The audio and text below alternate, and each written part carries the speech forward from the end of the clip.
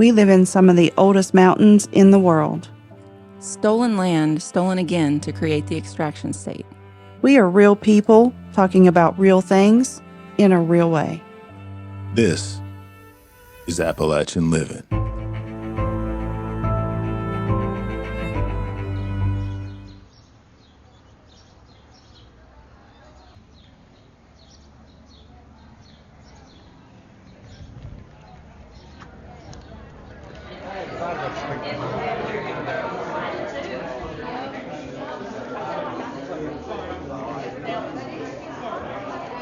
I'm a little lost. Apparently, we go to different stations and ask certain questions. I was kind of hoping that they would just tell us what's up without us having to, have to work so much for it. But here we are. Yeah, We put in work. We're West Virginians. We always put in work. sure.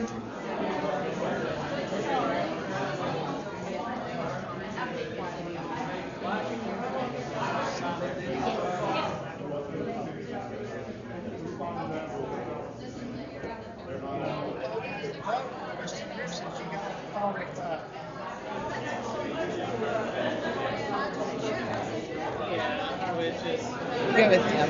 I need to strategize. Yeah, did you didn't get the carbon credits over here? I didn't get the carbon credits either. No, I didn't. You didn't ask them to come here? No, I didn't ask them. Really? Oh. They lied to me because the girl that runs carbon credits out of California said that you invited them to come to this. No, I didn't invite him. I asked, had You did talk to them. Yeah, I didn't say I didn't talk to him. I said, he asked if I invited him. I didn't invite him. I just asked him some questions. But why would you why would you do that? I'm just asking.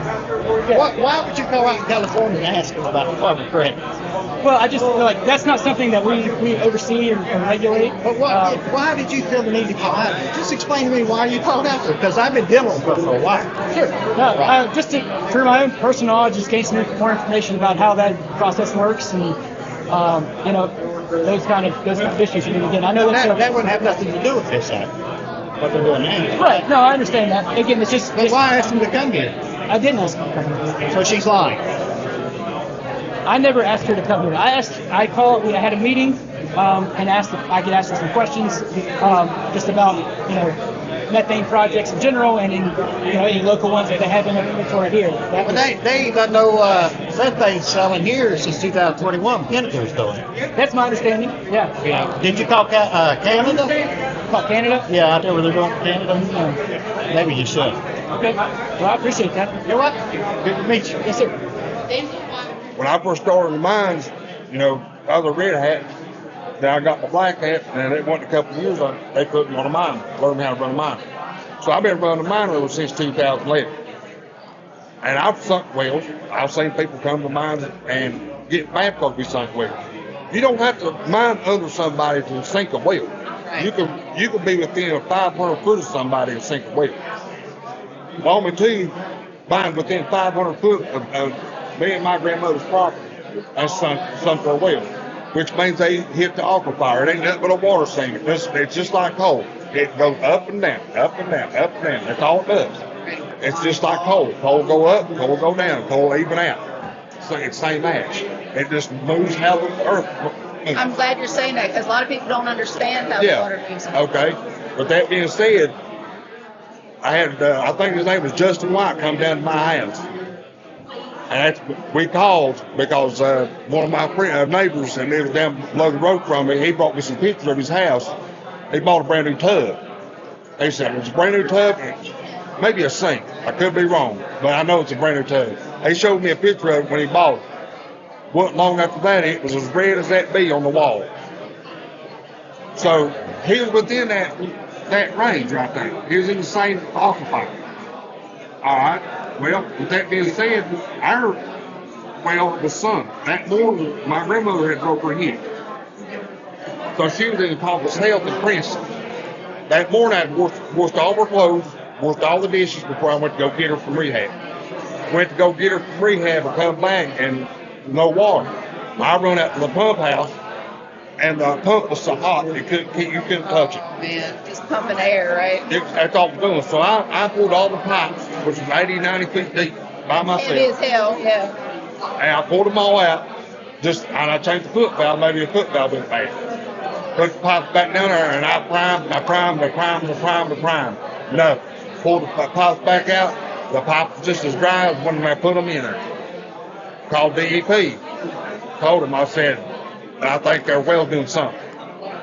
Not just me, my next door neighbor's well was so muddy that you could put it in a jar and then it sat, and about that much sediment was in the bottom of the jar.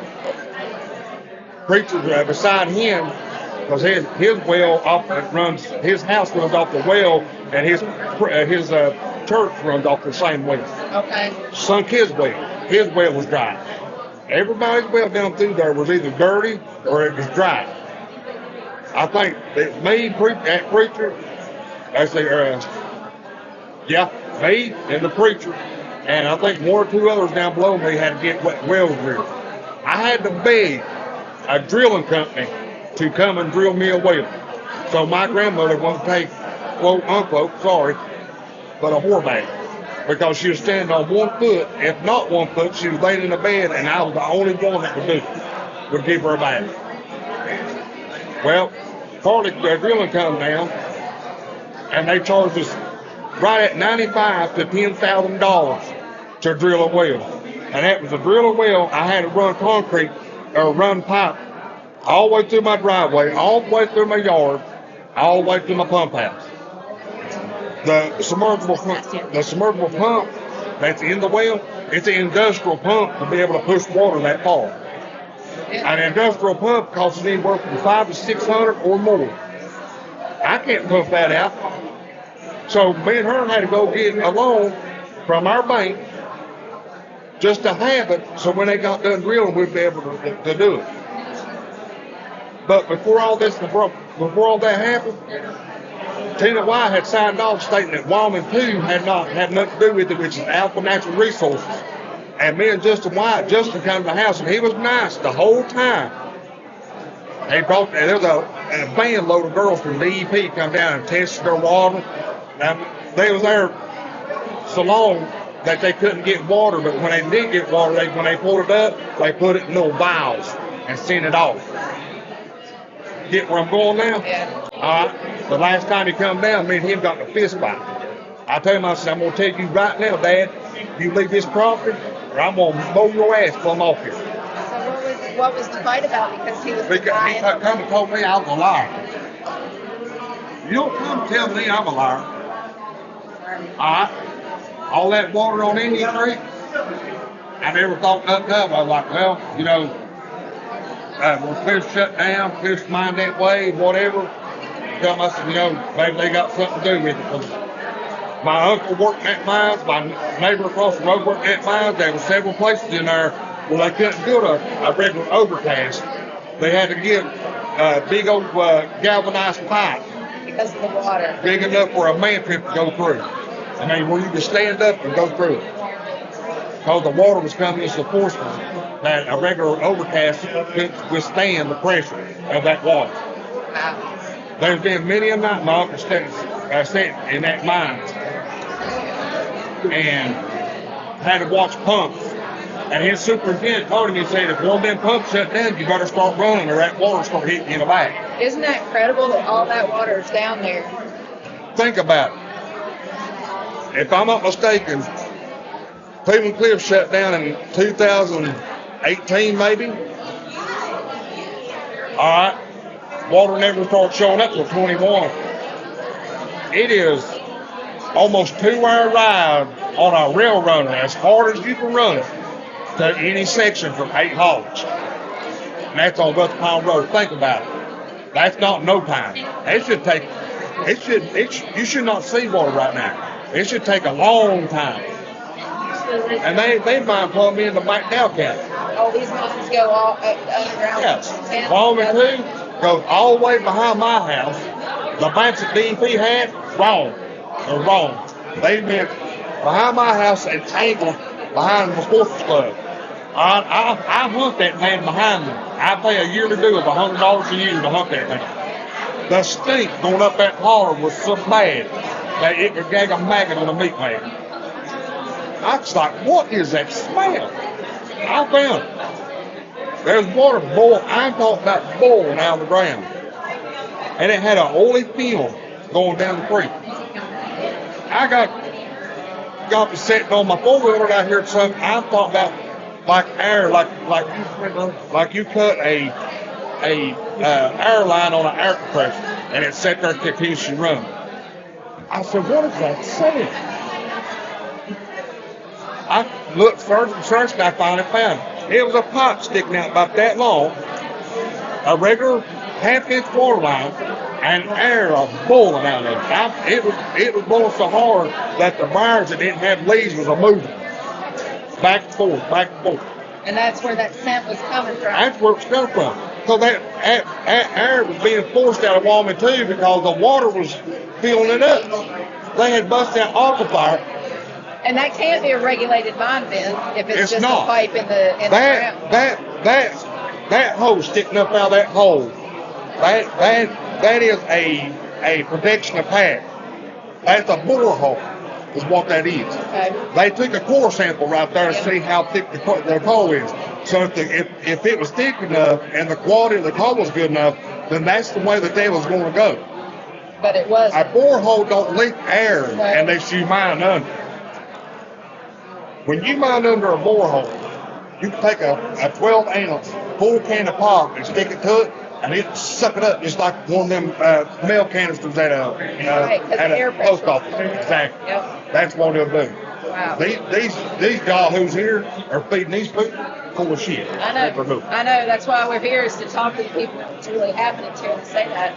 What are we getting here, right? Like, what information are we actually getting? Because we know what's happening.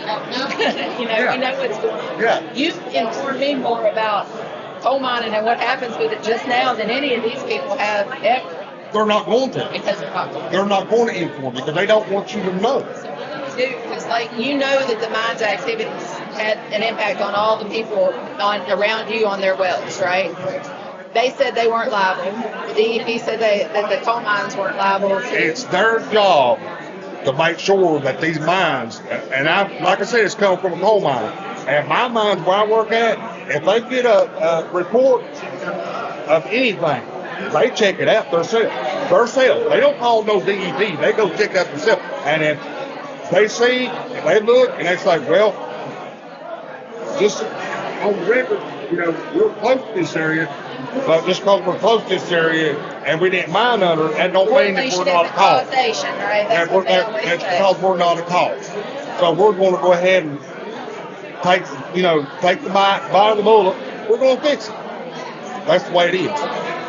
But what they're doing is that somebody's getting some of this, because if you're not getting that, you're not going to keep your mouth shut.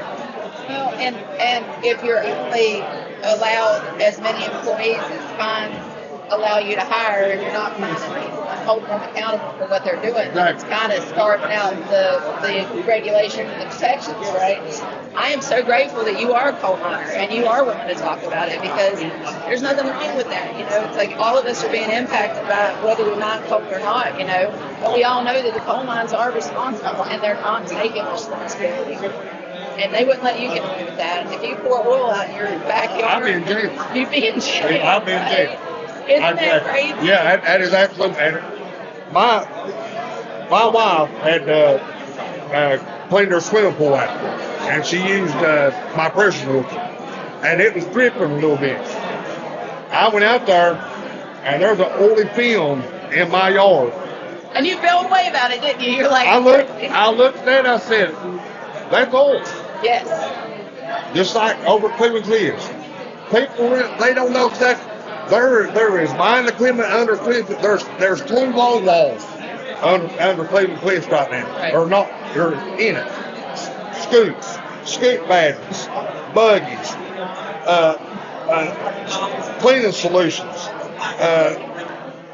Them cleaning solutions that they put through these miners is the same cleaning solutions they put through in long walls to clean the water system out. It's acid, what it is. It will eat your arms off. You let it get on.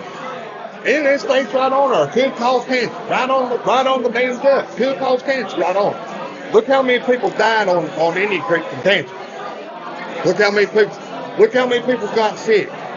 My kids drank out that sink water in my house. I took them to the doctor. Family health care don't even know what the hell's wrong with them. They send me with a bag full of medicine, which you see me at the door, wish the best of luck. Here, take all these pills and chase them down with this water heater. Yeah, they'll be sick. And Are you from here? I'm from Brent. You're from Brenton. Yeah. Okay, so you grew up here. Yeah. You come from coal miners, your own family mine coal, or do they do different things? My uncle mined coal. My grandpa worked at a tipple in Mariana when the old tipple was in there, not the new one now. It was called Robinson Phillips. And he worked there for 30 years. And then my uncle, he retired at Cleveland Cliffs. And my next door neighbor, Chuck Lester, he retired at Cleveland Cliffs. So my daddy was a coal miner. A lot of coal knowledge in that family. There's a lot of coal knowledge. Yeah. And I'm one to sit here, and it's like I said, if I had shut up long enough, I'd make every one of these ones that's in these state DEP shirts look stupid. Because they ain't got a clue.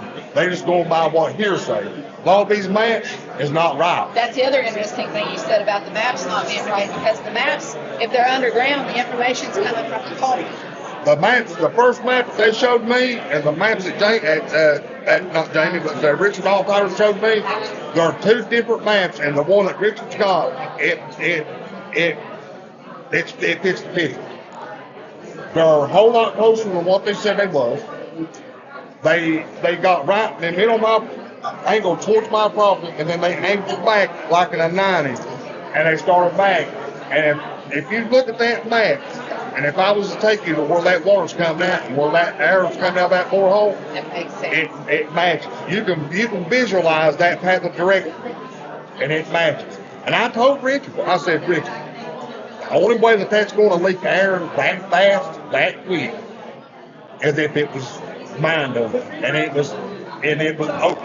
And I told him, I said, and another thing, number two, air coming out that portion means that mines is filling up. Just as soon as they seen and knew that was going to fill up, guess what happened? They went right up there, these yahoos here, and they went right up there with the excavator. They poured cement down in it. They made it hard enough real quick, and they put hay everywhere. They try to seal that up, but they can't seal the water that's coming up out above it. All the different places too. It's coming up out of the holler above my house. It's coming out of the holler of the sports club. And there's red iron water that's never come up out of these creek hollers. And I've been hunting in creek hollers since I was old enough to. My grandparents would trust me with a shotgun by myself. I've never seen no red iron water come out of there. You don't think it's from the rhododendron? It ain't damn rhododendron. Hell, I've had a rhododendron in my yard. I said that I'm not that old, but I know rhododendron. If that's the case of rhododendron, when I turn my grass breed, they eat it. And if anybody's going to listen to them, they're idiots. That's the only thing I got to say about it. Well, I know that they're not going to give you the chance to speak publicly, but we just did. And if you don't mind us sharing some story, we'll put it out. I want you to share it. I hope it goes viral. I hope it goes worldwide, because I want to know how quick these stupid son of a bitches are. And we all know that they cost me and my grandmother $11,000, and I had to get on my knees on the phone to beg somebody to come and drill me a well, because they was more worried about industrial drilling. I wonder how much the mine made that quarter in profits. Oh, they profit off of it. Right? Oh, listen. That map, they got one map that shows that they pillared all that out, but the map that Richard got is the correct map. They only pillared two or three sections, and they left the rest of that coal. There's not one coal mine in this area, in this world, going to leave a whole mine of coal. That's free money. Yeah, if you're already there, if you've already got in there, you're not going to leave it. You're right. And that begs the question of how accurate those maps really are, because if we're relying on the coal companies to provide that information to DEP and they're not being honest and forthcoming, how do we hold them accountable for that? Exactly. I'll tell you how accurate it is. If it's accurate, if you're around any residents, you're gonna butt off, and when you go turn your section, you're gonna butt off the same way that you're gonna start. The more the water, it wouldn't make it with that all that oil stuff. Wouldn't make it to my place. They wouldn't make it. And they pillared the section off up in that hall. They pillared 2 sections that they had going towards Oceana, and that was their path of directory was going towards Oceana. They got about halfway through by the little mountain going towards Laurel Branch. They butted off because they busted that aquifer, and that aquifer. They can hit an aquifer, you think the steam? Oh yeah, yeah. When they busted that, because when you go through the power bed, like I said, your water, your stream of water, and that's what they call aquifer. It's just a stream of water. It rolls and it moves just like coal does. Coal, it'll roll up, it'll roll down. It'll go sideways, it'll go this way, it'll go left. Okay? That's the same way that water's going to do. It's going to go the way that the earth is made and the way the earth shifts. I'm not no dummy. I'm not stupid. And I'm going to tell you right now, they busted that aquifer. And when they knew that they busted it, they wanted to pillar what they could as quick as they can before it run them out of there, and they sealed it.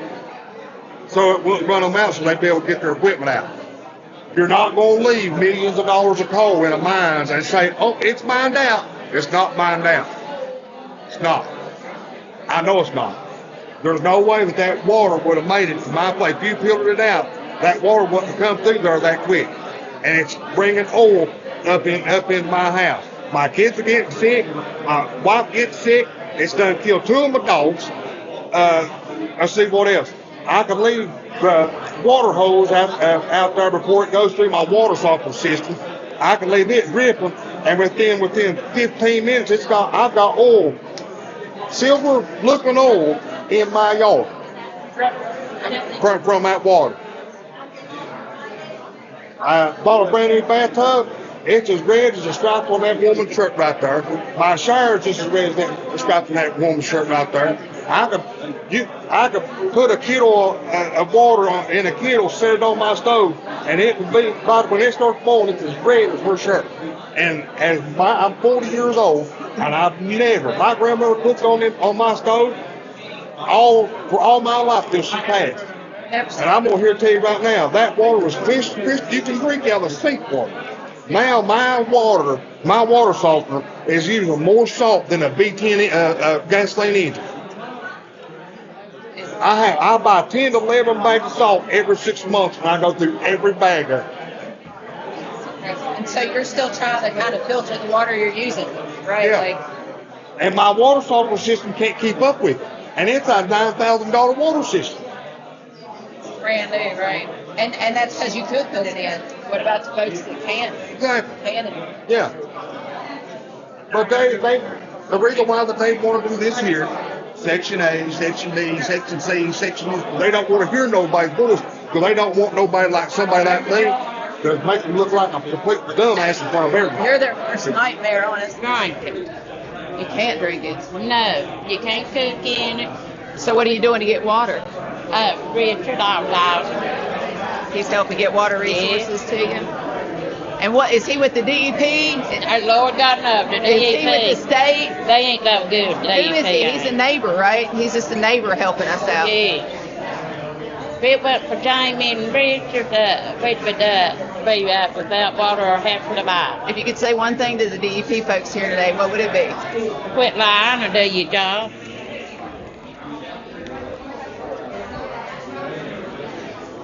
So knowing that that's the case, how can we be sure that this will add to the district already happening on the generator? That I'm going to get Dustin to answer for me because he is more reasonable. Gotcha.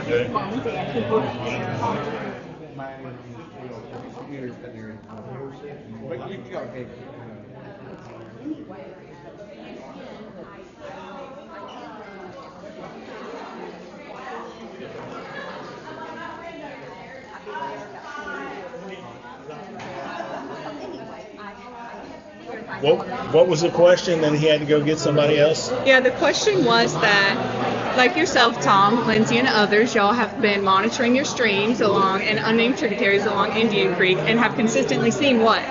That the conductivity has read way over the healthy limit. Actually, it's 3 times over the healthy limit, and that's all across the region. So knowing that, how can we be sure that this will not add to that pollution? I mean, that's the question of the day, right? Yes, sir. I mean, that's the question of the day. If they, why should they approve this permit if it's just going to make things worse? And you and I both know that that's going to be the case, right? I mean, we don't have to answer that question because we know the answer, right? But how can they justify an answer? Like what could they answer? How could they answer in a way that would satisfy you personally? The answer that would satisfy me is that they're pausing all permit application approval and remediating Indian Creek. All right. So in this area, Yes. specifically along Indian Creek, where these Artesian sites? Yes. well, not only the artesian sites, but exactly where the outlets would be. In that area, folks have been monitoring that water, and it has shown time and time again consistently that the conductivity is reading over 1,000 units. So knowing that, how can we be sure, and how can you let us know for sure that this will not add to that problem? So we do not have a conductivity standard in West Virginia. So it's not a sign for an MPDS outfall to be, we typically have report only, but there's no enforceable limit. So in order to ensure that the designated uses of that stream are protected, we typically use the narrative water quality standard in our adaptive management plans, whole effluent toxicity, and benthic macroinvertebrate monitor at biological stations assigned with discharges and mining operations. So in order to show that that conductivity is not having an impact on the benthic community and ultimately the stream health, we use those tools because we don't have a set benchmark water quality standard in West Virginia that we can hold a mining operator accountable. It's simple. We do not set, legislature sets our water quality standards. There may be EPA recommendations that are brought in, but reviewing geologists, officials within the DEP do not create water quality standards. We just enforce what water quality standards are there through the applicable EPA. Yeah, so with the pollution that is currently in Indian Creek, it is in clear violation of the Clean Water Act. The smell alone will knock you back. That is a clear violation. We have written violations against the negative water quality for those exact situations. So we're working through our enforcement process. In a turn of events here, just in the last 2 weeks, we have lifting of that program. So it's under control of our special rec program. We are currently working with our special reclamation program, as well as other individuals within DEP to come up with a strategy to mitigate for the artesian effects by managing that pool emission. Thank you for answering my question. I have one last one for you. So in this area specifically, there have been several mines. Most recently, Postar, mine number 1 over near Britain, has violated their permits. How can we be sure that this will not continue with this one? So, essentially, they're required to collect baseline hydrologic information. Part of that information may be analogous water data from adjacent mines, and again, learning from past mistakes. There are techniques to ensure and data that we collect to kind of give us an idea of the post-mining discharges and any probable hydrologic consequences. And what we do is design a permit to address those PHCs through a hydrologic reclamation plan via adequate treatment, replacement of contaminated groundwater. All those safeguards are built in the permitting process. But unfortunately, from the standpoint of issuance of permit, if they meet those conditions by statute, they've met the requirements to get a permit application, and it will be issued. Even for an overburdened stream like Indian Creek? For what kind of stream? Overburdened. It's full of toxic pollution. I would like to see your data, and that's what I wanted to talk to you about. I know I've heard folks say you collect a lot of data from here in Copperston. That's one thing we struggle with in this. We keep hearing allegations of this toxic drainage, and that data is not being provided to us, and it's not being openly communicated where these problems are. We are here to investigate issues. We're working through with Office of Surface Mining. We've been in communication with other Department of Health officials, with other people in our agency. But if there's an issue here, we would like to solve it. Again, what we know about, we have written violations on. Unfortunately, in this case, we were dealing with a bankrupt issue. We were dealing with bankruptcy court. We were dealing with outside litigation that I can't really speak to. So in some cases, is a delayed response. But we did ultimately come out through that litigation. We secured an additional $1.9 million to dedicate to reclamation of this site, as well as the forfeited reclamation bonds. And it's now in control of the state, and we are moving quick to address these issues. Thank you for answering my question. No We can definitely help facilitate a site visit. Yes. I think Autumn reached out to our secretary. We're having a meeting next week. Yes, sir. Yes, we'll be there. Again, we hear all this information that people are collecting data. We are going out and collecting our own data. We're happy to provide that data to you. But I can't go off of you say it's full of toxic. I need that data because our data is showing, particularly, I mean, it increases iron, it has iron impairments, but to characterize it as toxic drainage is not accurate in my opinion from the data I've seen. I welcome other data that and to Have see you what you've walked collected. it? I have walked it, yes. And it's And you not don't think toxic? that it's So I toxic? do. Have you taken any kind of gas readings on it? Because I have. So hydrogen sulfide gas, which is that rotten egg smell, is you can smell that at very low detection, and it dissipates quickly to the atmosphere. There are issues if it's in a confined space or it reaches certain thresholds. But personally, with my meter, I have not exceeded those thresholds at those sites. Have you? The white stringy substance. Okay, so that's sulfate-reducing bacteria. And again, that's a component of the mixing of the shallow groundwater there, the natural bacteria in the sediments, and the contributing constituents in that ground, in the artesian water itself. And if that were to leach into an underground water system, which a lot of people here rely on, It's usually in their underground water system to begin with. It's naturally occurring throughout the country. In those amounts, like white stringy. No, I will say this is something unique to these mine pools. I've been dealing with water chemistry for over 20 years. I've experienced acid mine drainage and remediation of that. It's a fairly common phenomenon. We've tested it. It's been present in the Pocahontas mine pool.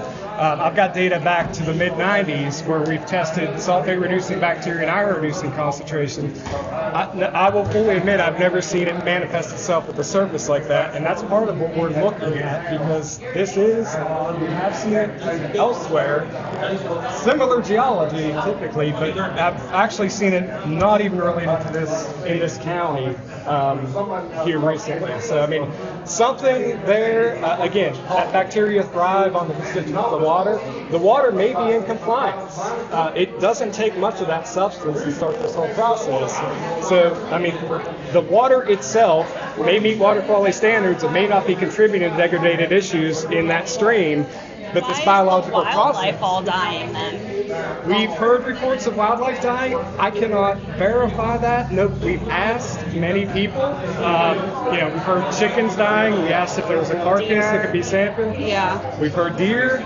We've not seen a carcass. No DNR. We've talked to them. We've talked to the Department of Ag. We cannot just go on off of this thing's died without some evidence and some toxicology reports to show causation. And again, if that evidence is there, that's something that hasn't been provided to us. And quite honestly, that's beyond my purview. Again, I don't set water quality standards. I don't look at that on a public health Right. issue. But you said there's not toxic pollution currently, according to your standards, in the creek. The standards, the effluent limits, particularly at Outlet 118, which is the main artesian extra-Christian residence, has been in compliance with the NPDES permit, with one exception of iron exceedance, which was sort of an anomaly. It was back in compliance the next month, has continued to be in compliance. But again, there's constituents in that water. There are levels of iron present. We have not seen aluminum out of those discharges. They're typically non-detect. And there are sulfates at a moderate level, typically around 100 milligrams per liter. Any of those constituents combined with that naturally producing bacteria that's found in these shallow groundwaters, typically in anoxic zones right below where these natural aquifers are, that can kickstart that process. And with that artesianing effect pushing that water up, one of the theories we've been trying to prove is, has that anoxic zone been moved up? So if you've taken oxygen levels in any of this discharge, it's very evident they're extremely anoxic. If you put a meter there, it essentially never gets to zero to approaches zero. You move upstream and downstream, it's typically 8 to 12 milligrams per liter dissolved oxygen. But that extremely anoxic condition is likely where those bacteria are thriving. That potentiometric surface in that mine pool has been raised to where those bacteria are now moving through that uncontrollable material of the alluvial aquifer in Indian Creek and being pushed up, and that's how it's manifested itself in the stream itself as well as all those discharges. Are you familiar, or do you work in the fish tissue sampling at all? I'm familiar with it, yes. I was just going to ask what you've seen when you've tested fish in that area. So we have had staff out there. We did a fish study looking at benthic macroinvertebrates. We've compared them to historic studies that were done in the past, and we haven't noticed any sort of detrimental impact or change in communities in that area. Yeah, I went and visited earlier, and there were no fish in the creek. Did you actually do a study? Well, there was just no fish to do a study. I mean, did you attempt to net anything or shock? We electroshock. Right. Yeah, community members could probably speak to there was a couple of years ago lots of fish in the creek. Yeah. Maybe now not so much.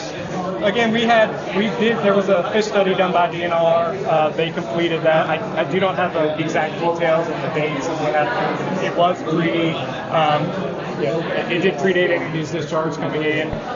We did electroshock at various stations, and we typically concentrated upstream and downstream of the major tributaries as well as these artesian seeps that we see in the creek.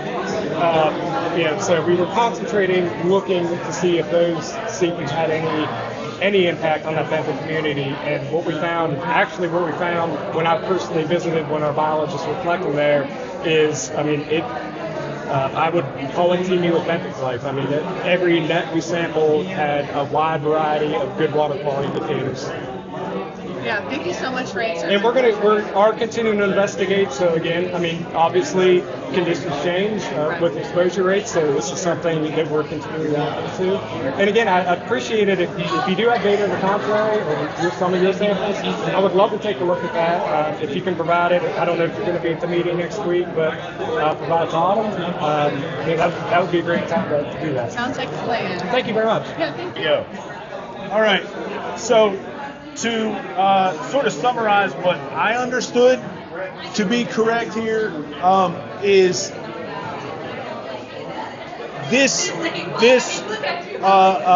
the things that are in our creeks, right?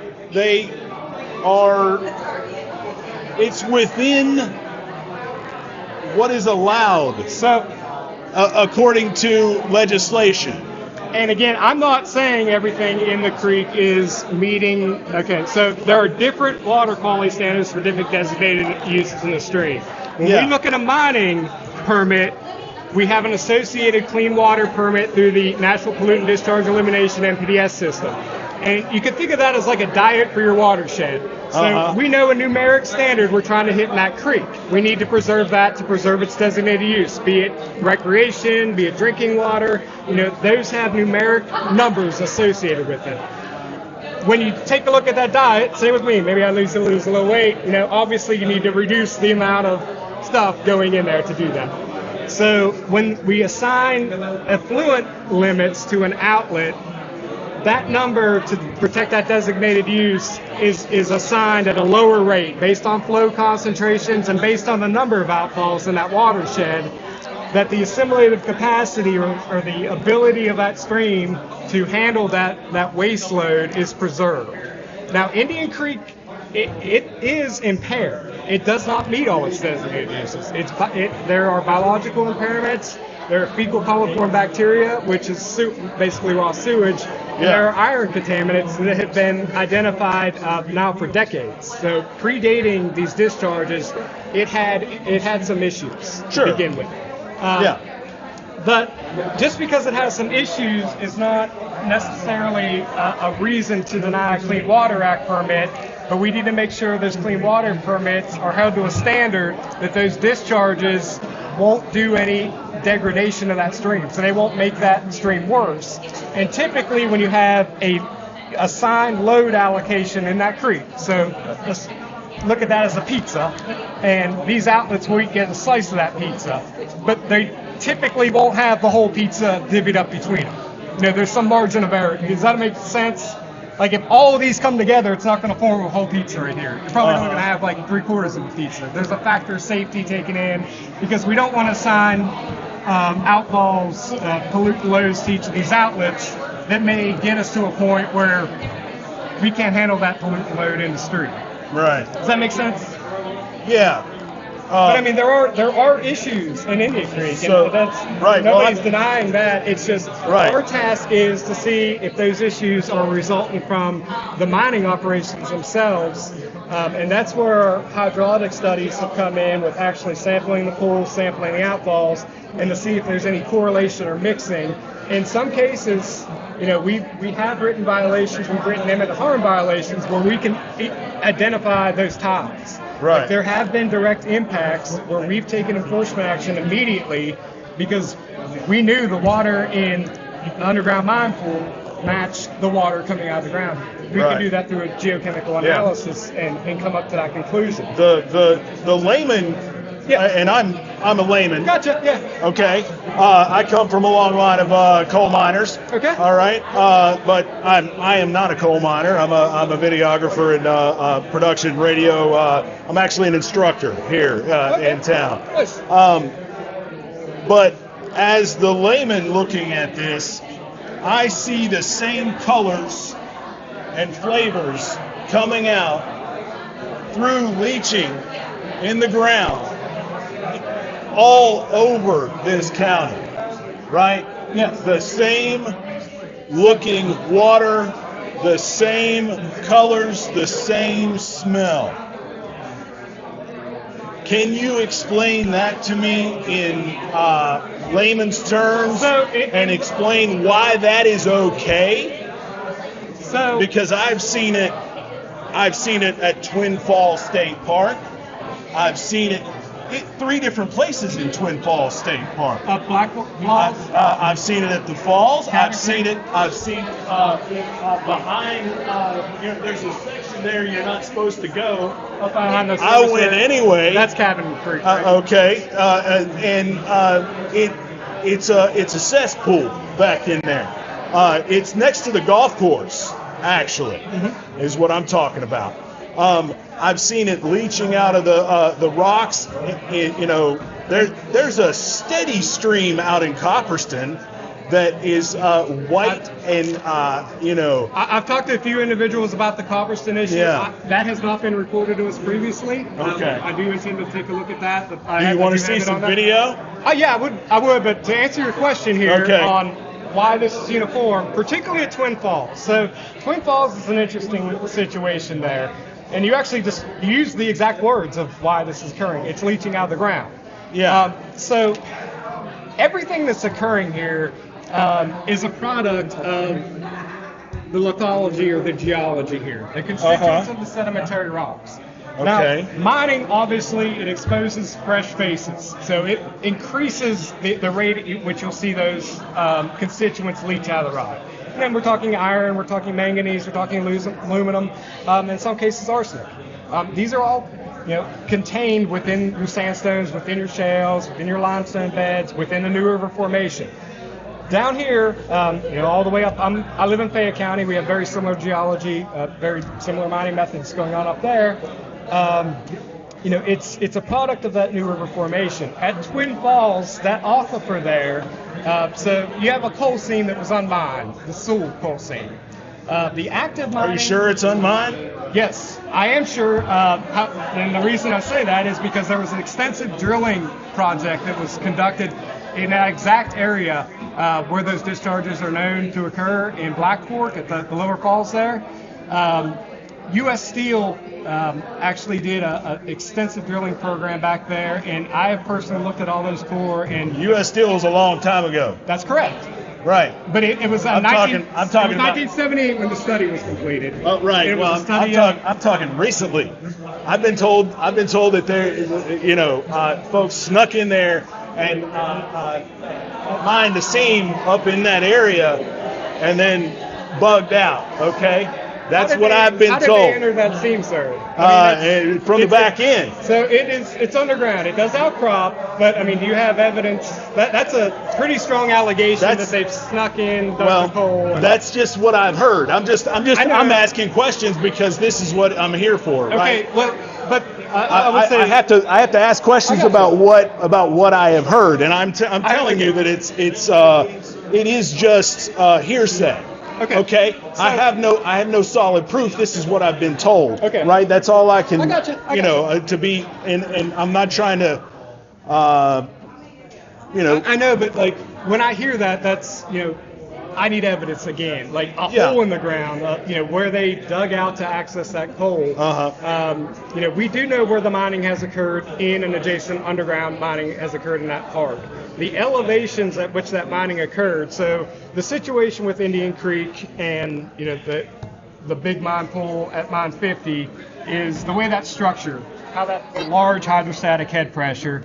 So if you got an elevation all the way up here, that water, that potentiometric surface is now way up here. So as this void fills with water, that pressure forces it up to the surface. At Twin Falls State Park, the highest known mining, both abandoned mine lands and active mining, is well below the elevation of that surface in the falls. So water can't physically be forced up through pressure. I mean, the dynamics of hydrogeology don't work that way. It's basically the law of physics at that point. It cannot reach that elevation where those discharges are prominent. Now, unless like I said, there has been illegal mining. It was flooded. No, it cannot. It cannot, sir. Purposefully. No, it cannot, because there are openings in that outcrop. If you go up the tributary, still runs where the portal locations are. Those elevations are well below. They would discharge out of there before they even reach that potentiometric surface, which again, it can't physically reach. But we know they're not flooded because it hasn't reached that highest elevation point in the mine and begun to discharge out of the wet seal there. And we have been keeping it under that. Are the same symptoms observable where mining has been? Because it's a product of the geology. It's a product of the lithology. Mining will exacerbate that. You expose this freshly exposed underground material that hasn't been exposed to air and water for a very long time. You've opened up new faces and you leach out that and cause those chemical reactions. The same thing does occur naturally. The same processes. There's fractures in the hills. There's, it's called compression release stress relief fractures in those walls. You'll see them predominantly along road cuts. So anytime rock has been blasted or rock's been removed, what it does is it reduces that compressional strength, that force on the rock, and it allows these fracture systems to open up. That allows the surface water to infiltrate. It actually, all that material that's accumulated in those fractures typically is soil material, which will contain iron, which will contain aluminum. When it hits air and water in these materials, it forms the exact same product as with a mining operation. I mean, they're indistinguishable. I mean, it's a natural process that can occur. Now, typically, what we look at here, there are other usually chemical signatures associated with that. So we test for a whole suite of signatures, biocarbonate and sulfates being the predominant ones. Typically, if it's originating from a coal seam source, sulfates will be the first thing to leach out. They'll be elevated in your sample, and that's really a first indicated clue that it may be originating from a mining operation. Sulfates now. Heritic sulfur. Right. that salt related? Salt No. for salt? No, it's two No. different things. Okay, just making sure. Nope, that's different. Just wanted some clarification. Yes. But sodium's continue. another, so sodium bicarbonate. And so what we do is we take that data. You may have heard some folks talk about like Piper and Stiff diagrams. I think they've been referred to as skids or somebody by some folks, but it's a Stiff diagram. And what it does is it looks at the relationship between ions and cations. So that can give us like a chemical signature of that water and help distinguish different water types, be it from shallow groundwater source versus a deeper source versus a coal mine source. Okay. And we try to link those. Now, in some cases, it is hard to make that distinction because the source rock is the same. The geology, the product is the same. But in the case of Twin Falls, and I can get your contact information. I'd be happy to share this report that they did. But they did a hydrologic study back there in 1978. So SMACRA, Surface Mine Reclamation Act, which we consider post-mining, where we had to start getting permits and all that. This didn't happen in 77. 78. It didn't happen in 78. No, but they did. Well, I mean, they did that. Listen, they did that, but I they think tested the aquifer. That discharge was present. That orange staining is present. You approve of that? Yes, I do. I have a paper that details this. Oh, Where's that? I can give it to you. That's what I'm asking. Give me your contact information. I would love to. All right. What's your contact information? So it's not, I don't always care for that line. How can you trust you always? Because we would be poisoning ourselves. We would be being detrimental to our own communities and our own families. So yeah, that's what I don't understand it either, right? Our folks, they've taken up the mission to try to come and work for public service and provide a service to citizens. And we're very committed to that. We take that very seriously. Now, that doesn't mean we're infallible. We don't make mistakes or that we know about everything that's going on. I understand that. We rely, just like every other regulatory agency or law enforcement agency, we rely on citizen tips and complaints and issues be brought to our attention. And we will absolutely send someone out and take a look and follow up and do the best that we can.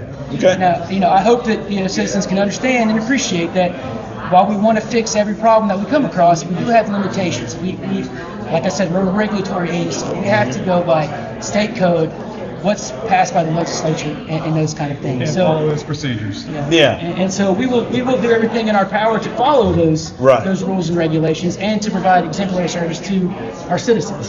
And we're committed to that. But again, we want to work with you all. We've been wanting to work with anybody since this whole thing kicked off. We've never shied away from that. We've reached out numerous times and offered to do split sampling and to collect data. We want to work with anybody and everybody to figure out what's going on and find a way to help the community of Indian Creek, Ryder Creek, and Wyoming County. I understand that. I understand that. It's just, man, when you're living here and you see what's going on, and you smell it, and you see people dealing with rashes and things that and they can't even wash their hands in their own water, right? And you wonder why. There's got to be a why. Why is this happening? And why isn't someone doing something about it? And at the same time, I understand that it is legislature, right? I understand that it is legal for these companies a certain amount. Now, because you are a small agency, most of you are probably here right now. Right? We have a lot of people dedicated to this problem. Right. And again, we brought in other experts because again, none of us are doctors. None of us can speak to why they set that water quality standard to be protective of human health. I can tell you why they set that water quality standard. I can read the legislature and EPA studies too. I can read between the lines, but I can't. I'm not a doctor. I can't say this. I understand. X amount of and there's only here is going to lead to these side effects. And there's only so much you can do. You can't be everywhere all the time, right? No, we can't, and that's why input from citizens is a part of our. Okay. That's why we're here tonight. We engage. You'll be getting a lot of emails from me. That's fine. That's part of my job. I'll send you coordinates. Okay. And I do have a what is it? conductivity. Conductivity meter? Yeah, I have a conductivity meter, and you know, I've been reporting that stuff to WV Rivers. Yeah. And you know, we know Dr. Than Hitt and you know, Mariah Clay that was running around here. Like, you know, we've been working with those folks, and you know, it's just when there's rainbow colors everywhere you look. You can't tell me that that's all natural, right? And so you got to understand the outrage and the distrust, right? Because you got to think, why is this happening everywhere, and why are my friends and neighbors sick, right? And that's just where we're at. You know what I mean? So I appreciate you all at least coming and facing the music. Right, because I know this is Again, like we're not, this is. I'm not trying to hide here. Oh, I at know, all. but I mean, this is not easy. It's not. Right, it's not easy because people are upset, obviously, right? And I give you kudos for being here, and I think. Okay. I appreciate that. Again, I appreciate this discussion here, and I'd really like to. I'll get in touch with you tomorrow. I'd like to discuss, see what sampling you all done. I do want to look at this conference issue again. I was not aware prior to tonight that where that facility was located. When I'm sent out on a complaint and I'm out investigating, it does not matter to me what the coal company wants me to say at all. I could care less. I really, what the complainant wants me to say is not what I'm going to say. DEP has never once said, go out and come back with this conclusion. Never once. They say, collect the data, interpret the data, and you tell me what you think it is. And I'll tell you what, it's tough sometimes when I hear that I'm in the pocket of a coal company, because I assure you I'm not. No one's ever directed me in my data, in my conclusion from my data. It's honest. I'm a CPG. I'm not going to risk that for anyone or anything. I got you. And so I want you to know that when you see my reports, that's truly what I believe it is. I got you. And if somebody doesn't like it, sorry. You know? I got you. I'm not sure, sir. You're not sure? No. I can tell you. Okay. That's the lowest elevation. They didn't want that water to come out like it did over at Preston. They went in here and they cut all the low elevation wells. They did the same thing up Weirton. They did the same thing in, that is on Boone, East, Development. In Alpha.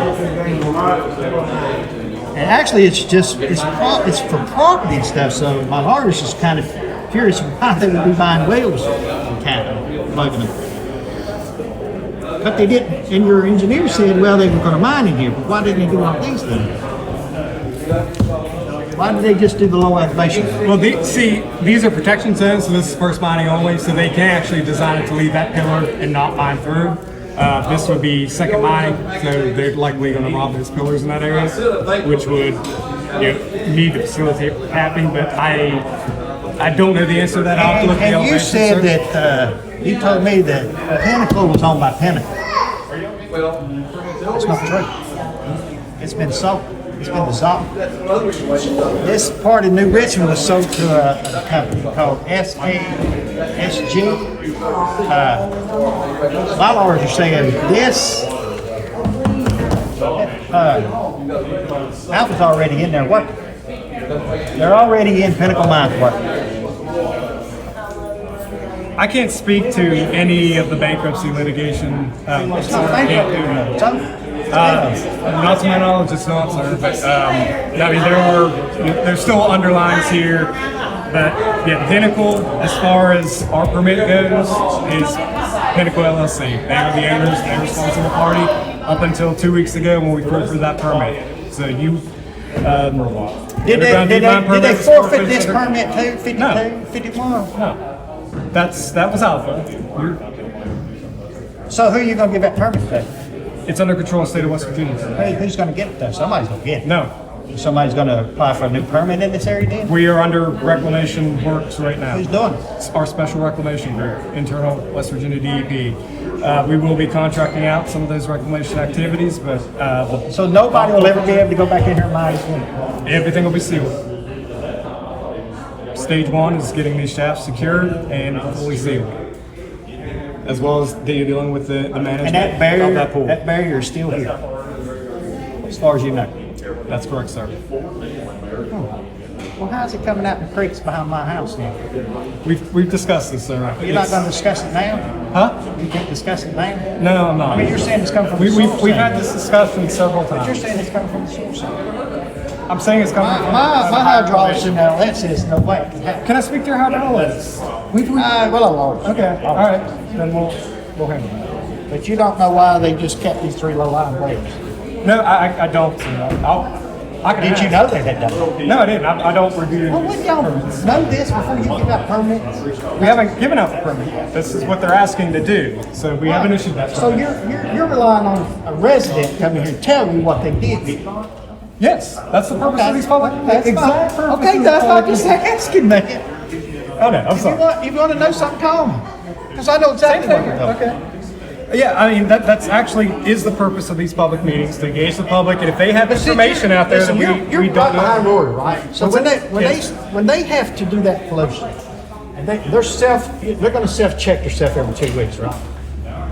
Oh, you mean the discharge monitor? Yeah, the discharge. Yes, Well, why didn't y'all enforce the ones over at Link Code and stuff? we have enforced. We took enforcement. So action. you're telling me you enforce console? We took enforcement action at the console. Yes, we issued Like orders what? for that. They've been doing it for 2 years. We issued an administrative order to make the correction there. They did actually get back in compliance, and they were And fined, I believe, Lexington called too? Huh? Lexington. We've started the enforcement process. But one of your representatives was over there monitoring it and said it was fine. Who was that, sir? I don't know, I had to look. But it's one of y'all's representatives, one of the guys that goes out and checks everything. Says inspector? everything's fine. Yes. Okay. Do you know which one? Was he here tonight? That's on my phone. No, I don't think it's here. But Okay. he said everything was fine, and I go up So- there and it's seeping into the fruit. Do you know when that was? So I Last did. month, I think. I was told about this. I did pull up some of the information just prior to this meeting. When they treat, You're second in command. How Yes. can you let your inspectors go out there and say everything's fine, and then I go out there and find it all seeping into the creeks? again, we talked about this too. In the context of an investigation, particularly in the hydraulic setting, timing is important. Review of their discharge monitoring reports, when they are adequately treating, they are in compliance there. When the treatment is not being conducted You're properly, they're out telling of me the compliance. ponds in Lexington is under compliance. It has been at I some just had point. it tested. You want to see the results? I do. The aluminum was 25 times higher than what it's supposed to be. Okay, what's the value of that? I got it. Of the in-stream limit or the? Well, actually, I'm not even FPSI? supposed to talk about it because it's getting ready to be in litigation. Okay. But you should go up there and test it. Okay, I will. I know everybody's got the cameras on us. Listen, you and him's been known for each other for years. Again, I will look into that. I give you my word. I will go up there. But and I'll check it. when I'm asking the DP, how can you convince these people that they're gonna self-monitor the discharges when you guys can't even enforce what's going on now around the county? That's a very strong allegation that we can't enforce. Really? Yes, it is. So the EPA didn't notify y'all that what was coming out of there at New Richmond was console. And when they did, they wasn't following their water monitor reports, and when they did, it didn't pass. That's the ecosystem they track, and they track versus it's data fed to our system and then fed to their system. There have been reporting errors in how that data is transmitted, and it will come up as a non-compliance. There is a caveat on that website, if you read carefully, that says check with the state agency to ensure compliance because these are known issues. If you reach out to us, we can, through our FOIA request, we can provide you all the information, all the discharge monitoring reports that are publicly available. We'd be happy to do that. So you But can prove EPA has me- never you reached can out to prove to us. me that console has not violated any No, water as I laws in said. the last 2 years. No. And y'all have not put any violations on. Sir, not one. Sir, I just said the exact opposite. Yes, they have. There were issues with aluminum. We issued a compliance order. They have since corrected that discharge and are now in compliance. They did receive a monetary fine for being out of compliance with their national pollutant discharge elimination system. So they got violations for it. They got an administrative order to correct No that violations, though, right? So there's the Clean Water Act side and there's the mining side. I don't know the answer to that. I'd have to get back to you whether we wrote it on What do the you mining mean? You're side. second in command. Why don't you know that? We have many permits. I do not know the exact details. Why we have professional staff here who are trained to do their duties and ensure compliance here. If there are issues with that, it's brought to my attention, and you're bringing it to my attention right now. I will look into Was it. violations written for the stuff coming out right down there below where the canoes, they put the canoes in, where the right below East High School? I do not believe so, sir. But I'd look into that too. It's a violation of the Clean Water Act. Why is y'all not doing anything about this pollution coming out? Is our question. Because we work under a regulatory framework that we have to establish causation to a mining activity as a source But if of you that can't pollutant. figure it out, Dustin, then why approve this? Until you figure out what's going on with the creeks. Why are you giving permission to mine and pollute creeks that you can't even figure We out? are not what's going giving on? permission to mine and pollute the creeks. So it's your. They meet permit conditions, which means identify probable hydraulic consequences, which may mean they may need to treat for water treatment. This is not analogous to what's going on in the Pinnacle. It's a different mining type. The head versus cover issue isn't prevalent, meaning the head pressure can't build up and discharge as it did here. Why did it blow out down there? Why did it blow out Briar Creek then? Briar Creek is Carroll Mine, and It's that's the on this elevation. section And that they want to mine. that's an abandoned mine land, sir. It's a pre-1977. No permit was ever issued there. That's what we Well, learned what from. y'all We gonna do learned about from. that? I mean, I heard there was a plan in place to fix I that. talked to, so that's our abandoned mine land group. They've inventoried it. We do have, there's money available to correct that. But there's a process there also. It's just not an overnight thing. Their top priority typically is public safety. Unfortunately, like that water is not that, it does have exceedances of iron, as obvious, that orange staining. It's iron alkaline, but it'll go on a priority list just like any other project. And we do have, a lot of projects that are documented in West Virginia, so it may be some time before we can get to that. Okay, well, Ward said there was a bunch of missteps on the DEP that come down and originally did the autism well stuff. What missteps was he talking about? Do you know? I'm not sure the context of that. I do. Okay, so you're going to give a permit out. I just want to make I'm clear. You're going to give a permit out that's got 3 wells plugged by Alpha that you didn't know about, and the blowout down here at Briar Creek to put more pollution that's coming right down back into Indian Creek, and you're still going to let them pollute the Indian Creek again. Well, we've had rashes, we've had cancer. No, that's not an ad. This ain't no photo lab, That's because I not don't an know who ad- these people are. Sir, you Except do. him. Except him. Okay. No, I mean that's not the case at all. The permit will be approved or modified. Okay, so I've heard information here that there definitely need to be corrections made to the application. So that's the purpose of this, to gather information. What you brought up here, again, I'm not the permit reviewer on here. We have permit review staff here. I believe you talked to Colin Hanks. He's our permit review geologist. But I would have to look at why they capped it, look at elevation, see if the potential to What's the discharge in lowest there. elevation? But I don't know that, sir. I didn't review this application. And right behind the Indian Creek Church is the lowest elevation. I do know the elevation It's coming there. out everywhere there. Okay. So, I mean, it's coming out everywhere in this But area. again, like And we- capping we and just sealing. want to fix, Dustin. You're I agree. Okay, and I you're agree saying with you. you're going to have to drain the mines to fix it. I'm saying we're gonna have to manage that pool to fix it. Yes. Which pool? The Indian Creek, number 50 right here. Well, how'd it get out of my house here? We've had this discussion over and over, sir. How did all the soil seams in this county fill up at the same time? And what did you do about them sending my mark through our gas lines and damming up the creeks? We have not found any evidence of that. Larry Dunn and Matt Dillon was out there. And they, I saw your video, sir. no. I could Larry not. Dunn and Matt Dillon we took them out there and showed them the pump. They had turned the creek red. They had dammed up the creeks, a company called Ultra Petroleum. They never got a violation for it, and oil and gas was never sent out there. Andy Hollins went out there and talked to the guy that owned the pond when oil and gas. Correct. I never spoke to him. You never spoke to Junior Worker? No. Well, he told us wrong then. Because you and the owner of Ultra Petroleum went out there and talked to him, and he apologized. You wasn't with him. Again, we don't have a mining permit that Ultra Petroleum holds. I suggest if you do have oil and gas, you contact the oil and gas division. That's what directly. they were gonna do. I believe they did, yes. Did you? Okay. I mean, in every case that's been conveyed to me and we've discussed where we thought maybe an oil and gas station. Down in that's that been conveyed. creeks. I don't know that, sir. I showed you the video, Dustin. But and you listen, and you noticed in the mine water through old gas lines. That's illegal. But yet you're going to give them another permit. Not to send mine water through a gas well, though. They're sending mine water through gas lines, Dustin. You know they are. I do not know that, sir. I do not. I mean, I really don't know that. I would, if you have evidence of that, I mean, you need to take me there and we need to see that because I do not know that. I took them there. Is that accurate, Larry, Matt? We don't have anything on, I mean, they're. Was they not pumping water through old gas lines? Come on, tell the truth. The truth will set you free. Hey guys, remember this. I got both y'all on video. Be true. Standing there. I mean, I don't want to cause any problem. I want y'all to understand what you think's going on back here is not what's going on back here. Y'all are 2 years, at least 2 years behind mines. I'm telling you all. We have people seeing y'all. Even the miners are bragging about it. Let's catch up, let's fix this next. That's all I ask. Sir, I think we all agree to that. I mean, we agree, but we see different ways to do it. We do. If we investigate and we find the violation, we will write the violation. Damming up a creek is a violation. Y'all still gonna give That's illegal.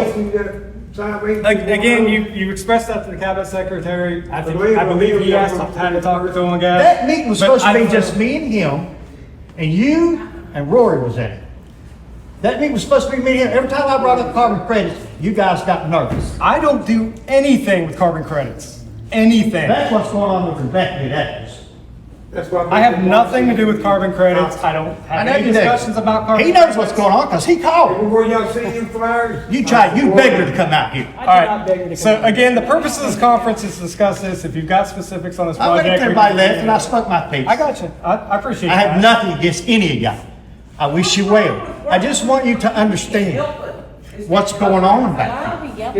Yeah, we don't need to The yell. community is scared to death that you're going to pollute the creeks that's already polluted. Okay, Why not do that? Why not fix the creek? You guys control this because you already know Alpha's not going to control the discharge. They're not going to monitor it. They got a history of not doing it. I ain't got nothing against coal mining and mining this. I don't. Honestly, I don't. What I got concerns about is I've been giving out water for 2 years. That's what I'm concerned about. Your family don't live here. They don't have the rashes on. They're not dying. They're not getting cancer. Y'all think some of y'all think it's a joke, but I'm telling you what's going on back here.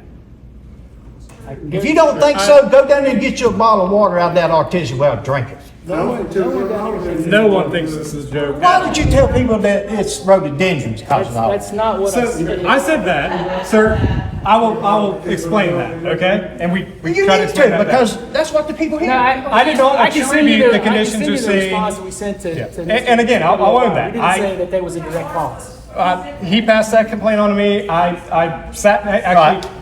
You want to say I don't care? I don't know who said it. I think I was heard sitting he there said respond at 1 a.m. in the morning on a Saturday because I'm up late thinking about this stuff also. But I wasn't attributing the conditions that are there to the rhododendron. But rhododendrons are indicative of They're acidic. acid I soil. understand that. Okay. Listen, I know about it. And again, I spoke to this gentleman earlier. Again, there has been extensive hydrologic studies done in the past that explain the phenomena that's happening at Twin Falls, and it is a naturally occurring phenomenon. That at Cabin Creek ain't a natural phenomenon. That's where Alpha owns that mines. Okay. You want to see them? I would like to see evidence that you have that supports otherwise. You saying Alpha don't own any mines up in that area? Yes, they do. But we've discussed this too. We know the elevations there. It is hydrologically impossible for it to reach that if it's elevation in a without soil discharging seam. the still. There is no record of mining in that soil seam. I've looked at the core data. It's intact. There's no void. Johnson is coming out of source seams. But it's impossible for it to do it. What, sir? You know if Here. Johnson is coming out of source seams. Right there, what's coming out. Alpha owns that mine. Alpha owns that That's mine. still right mine. there. Yes, they do. Yeah. Yes. Well, it's coming out right there. Okay, but you're looking at a flat, you're not taking elevation in consideration here, sir. And again, it's going to come out Hell, I'm at a high elevation. It's coming out in my creek, Dustin. I know. Sir, we're not getting anywhere. No, here. we're We've not. had this conversation No, many we've times. had- I think there's a difference of opinion. But I hadn't seen you while I missed I it. know. Again, no, I'll continue to work with you. I won't. Well, why won't Ward let me in that meeting the other day, Tuesday? See, he agreed to come out here, let me take him on the tour, and then he walked it back and said he don't want to be in the meeting anymore because I was disrespectful. I was only disrespectful when I got cut off by Rory, which should be fight. I can't speak to that. I was not involved in any planning there. Again, I can't say anything about that. Well, I don't make accusations. I come with facts. And I'm telling you, they plugged these 3 wells, and you need to find out why. Sir, I would appreciate, again, any facts you have, any hard data, I will sit down and look at it with you. Anybody you're working with who's working and collecting data for you, we've made the offer. I will admit, you've given me bits and pieces of information, but it's bits and pieces. When we split samples, again, if you turn that back to us and said we worked with the lab to... I did not say that. That's not true. That's not true. I did not say that. Again, your experience... the whole... But your experience there... You might have misunderstood what I said. But you knew what we were collecting. You knew we do sniff diagrams. You knew the parameters we typically collect. Mr. Hibbs knows what we typically collect. He did not bring the proper containers. So we didn't have all the I data agree to with make you on that apples because and somebody had told him not to bring it, And and, that's I what don't they know who told it me. was. Okay. No, I agree with you on that. Hey, McNeil tested some without proper container. What's the difference? Okay, what's that, sir? McNeil tested for not having the right bottles and stuff.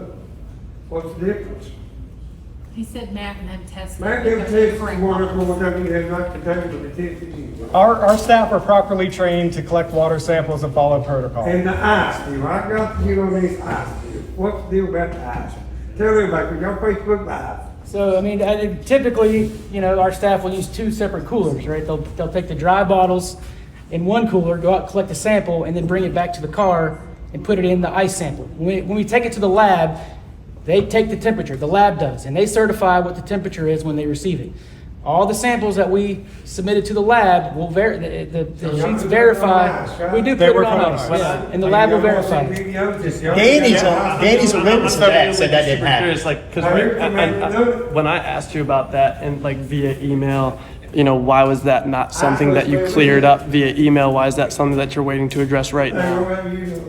Yeah, we had to look at the total amount of questions and the overarching theme and what the ongoing investigations and all that were at the time, and we decided we didn't have a typical response at that time. Right.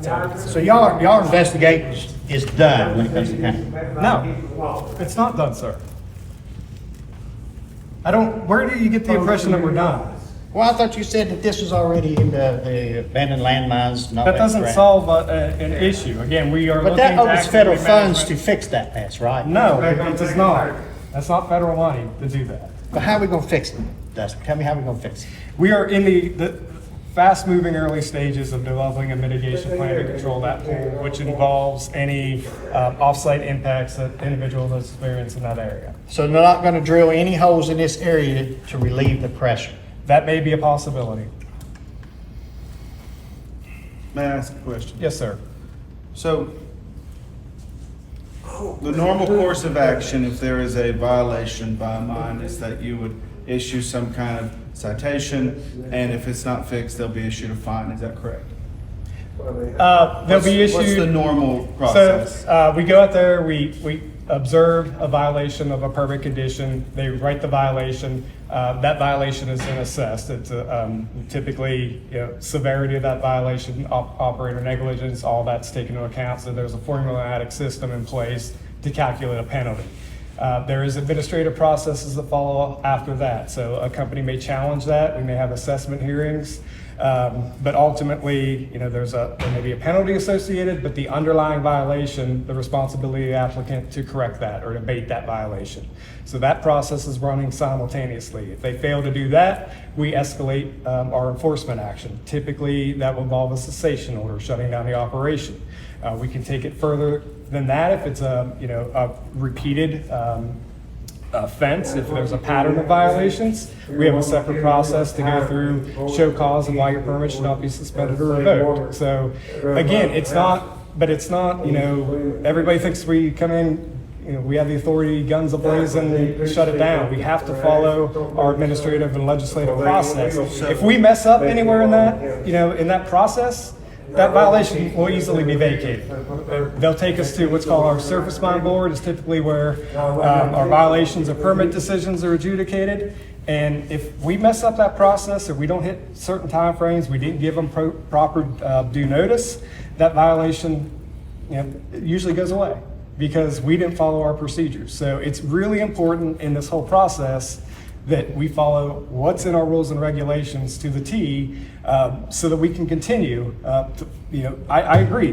What happened here with the forfeiture, there were a lot of pieces of this puzzle that kind of fell at the same time. They kind of led to delays along the way. We had a company go bankrupt. We had to basically pull out, walk away. So we had a non-responsive operator. We had a bankruptcy litigation, which I can't speak to the details, but that was going on. We escalated enforcement action extremely early, knowing that we had a non-responsive operator. We went to Wyoming County Circuit Court and requested judicial relief there. So, there are processes along the way, and litigation is still ongoing. Again, that takes time, and I wasn't in on that conversation. And I don't have, that's beyond my authority. I can't say if a judge has an issue in order that we're going to do this. That's up to the judge to enforce that. Who gives you all the authority to enforce the penalties? And let me go further. Who regulates and says this is what your penalty can be? So that's all legislative code. So we have rules and regulations set by our legislature. And again, we have an extra step because West Virginia has primacy of the mining and surface reclamation activities in the state. So we have to go through Office of Surface Mining to ensure our rules and regulations are no less stringent than the federal rules and regulations. So our legislature will set a rule, put in action. We then propose that rule to OSM. There's usually a several year delay before they come back and approve that rule and we can enact it. But essentially we've got, and they're available online, you can go to our website, you can look up the state code that gives us the authority through legislative action to have these rules in place that we follow. So, and let me speak as someone who hears the zeitgeist of citizens and not paperwork. Yeah. The collective conscience is essentially this, and this is talked about by people, is that they skirt this stuff, and there's many corporations and many industries that do this, is they account for fines and closures in their budget. They said, we'll do what we want because we can eat the fine. So, and that allows them to make profit beyond the fine by doing things that violate regulations for just long enough for you all to, because you all do have a process and they take advantage of that. And they take advantage of the process so that they say, oh, $4.3 million fine, great, that's already in the books. We can pay that, we can pay a $5 million fine. So they don't care. So SMACRA does have... That's not your fault. No, but SMACRA does have sort of considerations that play in exactly what you said. So we have what's called the applicant violator system. It's a nationwide system. So civil penalties on itself are not really grounds for forfeiture of a permit. However, future permitting actions going forward, we do hold up permits. So you can't get a permit if you haven't paid your fines. You can't get a new permit. Now, again, we don't have anything in code that says if you don't pay your fines, we're going to take your permit or stop your permit. It's simply not there, the fine portion of it. Again, you got to separate the fine from the actual violation. Separate kind of processes after those occur.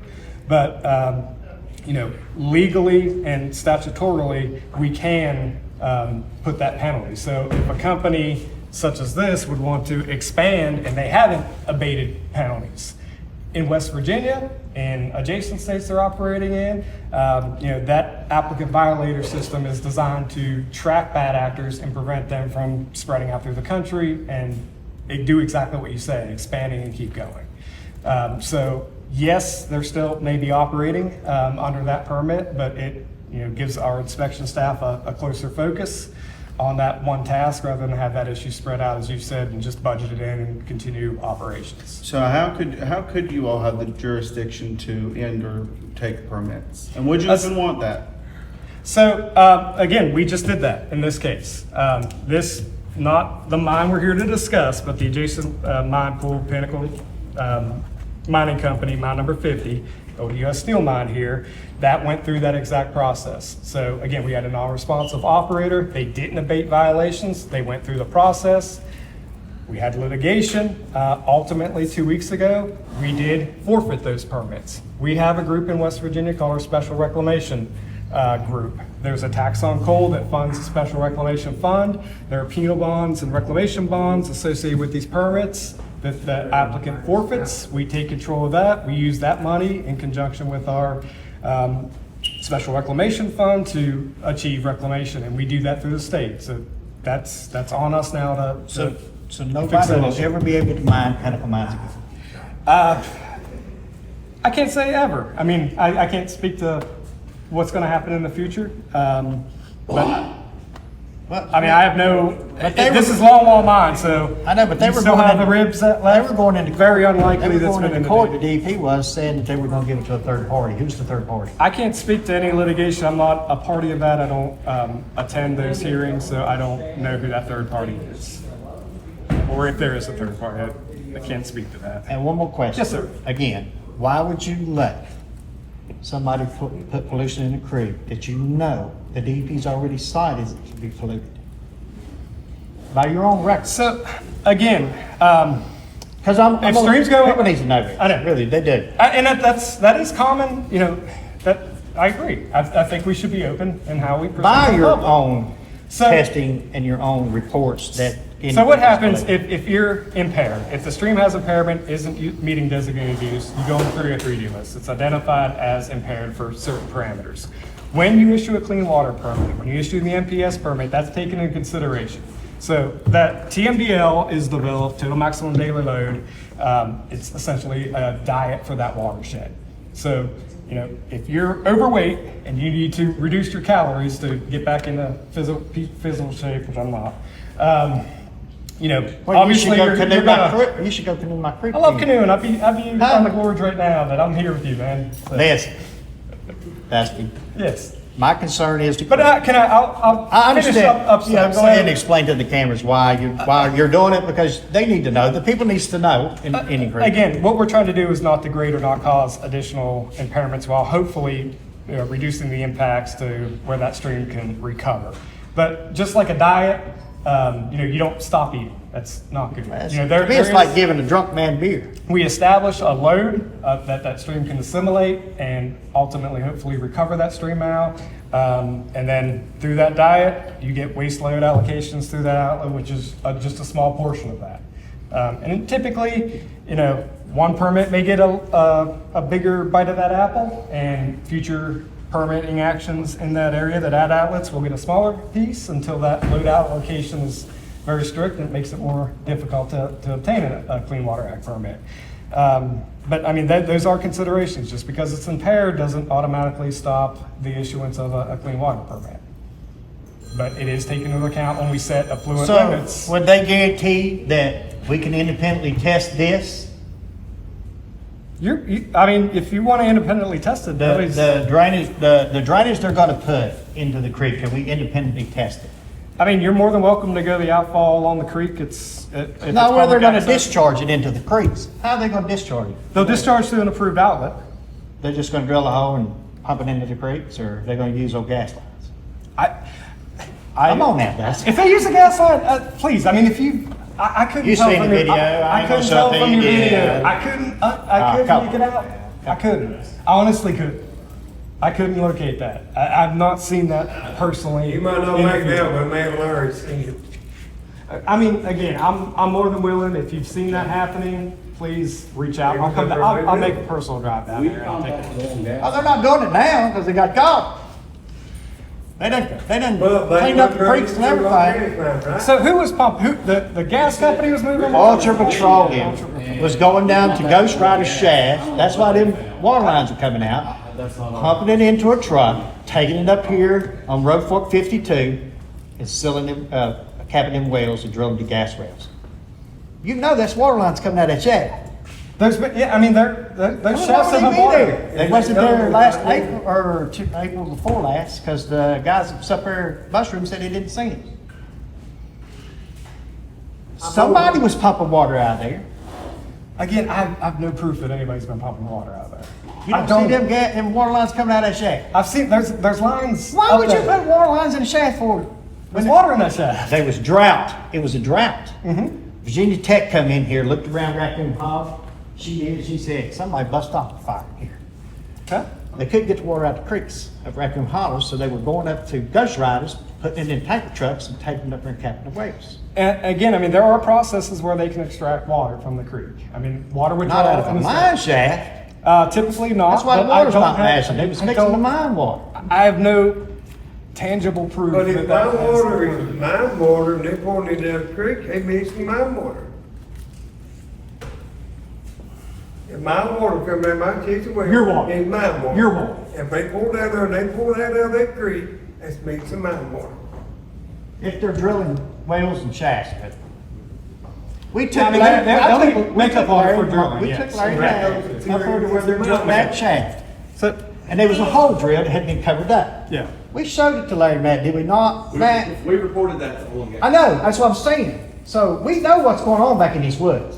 See, we like it in back or gas and hand when I'm there. But I mean, I think, again, I don't I mean, the whole purpose I have of nothing to this do. meeting is Yeah. to work with us and help us understand what's going on. Sir, But if you're- I've offered you, I mean, didn't and say still- you did. I'm telling you what the purpose of this meeting was. People were upset because they couldn't speak their mind. And I made a video asking everybody to mind their P's and Q's tonight. I don't blame y'all. I really don't blame y'all. I mean, sir, we prepared for this. We expected to be, hammered, and we expected questions about, mainly not focused on this application of what else is going on in the watersheds. I mean, Why would y'all be expecting that? because we've heard that. I mean, I've talked to Mr. Altizer several times. I know it's. So you're expecting it because we know that there's bad water around here. People are getting sick. People are dying. This is the ultimate thing. We are all about human life instead of profits. And if everybody else was that way, we wouldn't be having this problem. And we all know this. And we're just fighting about bullshit right now. Little fights when the real problem is people are dying and getting sick and everybody wants to point the finger to someone else. Own up to your own problems and the own shit that you do and you allow your bosses to do and you allow these legislators to do. Own up. Jesus, how hard is it? We're just upset we know by your standards the creek is polluted, by your testing, but yet you're gonna let somebody discharge something into it. If I go out there and take something out of my house or discharge it, dump into a creek, you put me in jail, do you not? That's true. That's they're discharging through an approved Clean Water Act permit, which. So what I gotta do if I wanna run something in the creek? Call you? Yeah, I mean. You know, I ain't filled my pool up this year. This is the first year I ain't filled my pool up in 10 years out of creek. And your answer was, well, you should fill your pool up out of creek. Everybody in West Virginia fills their pool up out of creek. Right? I can't fill mine up this year. Because I got mine drainage all down my creek at the lowest elevation. Again, I Road can't. Fork 51. Okay, I mean, my guys say we're they going- coming out of the soil state. I'm just letting you know what my guys are gonna say. I want to talk to your guys. If you got that information, if he can prove it. Well, or hell, he you wants just to talk to say- me and you talk circles around me. We're going in circles, I sir. don't think that the Okay. community would be complaining about people dying if this wasn't happening. This is happening. We know it's happening. Why is everybody denying that it's happening? It's happening. They're not denying that the Now creek's the fact polluted. it's They're on happening, record saying that. what are we gonna do about it? How are we gonna clean it? I don't care who cleans it, how it gets cleaned. It needs to get cleaned. I don't care who does it. I'll be up I to don't that. care. It needs cleaned. Clean it. Like that. Figure it out. I don't care who does it. I'll find out what's going on with that water. All right, I'm done. I already know what's going on there. They got them flaring pads up there. It's not that hard to figure All out. right, guys, Larry and them, good to see y'all. No hard feelings, guys. I'm just scared for the people. Well, we're here to get your real Oh, that's clean up. I won't be best man at your wedding. I'm already married. You told me you wasn't married. See, you lie all the time. All right, we got that. Appalachian Livin is sponsored in part by Wade Law Firm PLLC, Sage Stitch Finance Corporation, representing wisdom and mending what we already have, providing gap funds for resilient renovations. Appalachian Livin is also brought to you by Hope Money Coaching, rescuing you from financial chaos and leading you to a path of financial wellness. Minimalist Gym, helping men and women navigate their health and fitness without restrictive fad diets.